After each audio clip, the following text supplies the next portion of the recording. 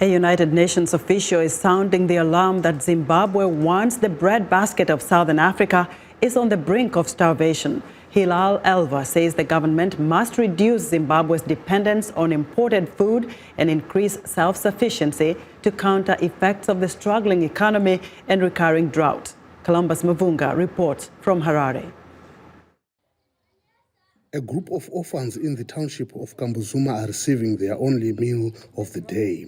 The charity providing the meal, Faith Community Support, says Zimbabwe's struggling economy is taking a toll. In the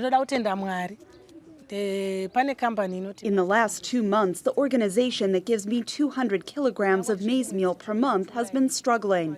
They didn't have any maize meal to give us, so we have to buy maize meal to be able to feed the children. For December, I don't even know.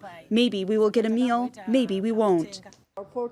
UN Special Rapporteur on the right to food, Hilal Elver, says Zimbabwe is facing its worst food shortage in years, with 60% of the population food insecure and 5.5 million people dependent on food aid.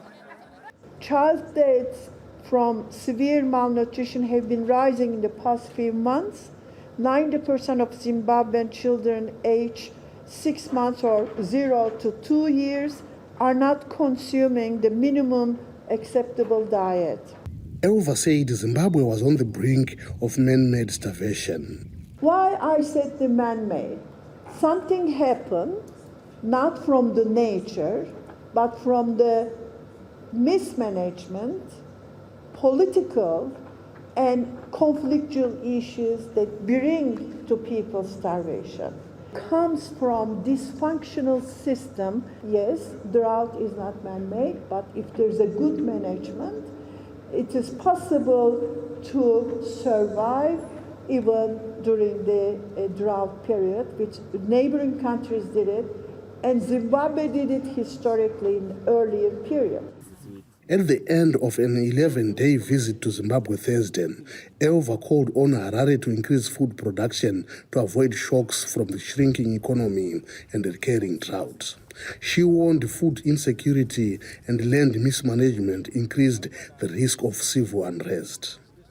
President Emmerson Mnangagwa's government says it is working to address the threat from food insecurity.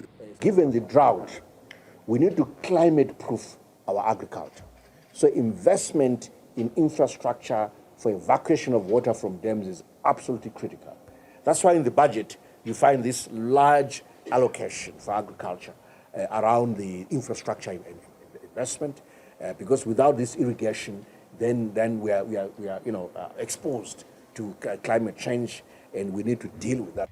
Meanwhile, what was once the breadbasket of Africa has become dependent on food aid, and the most vulnerable in Zimbabwe are left guessing when they'll get their next meal.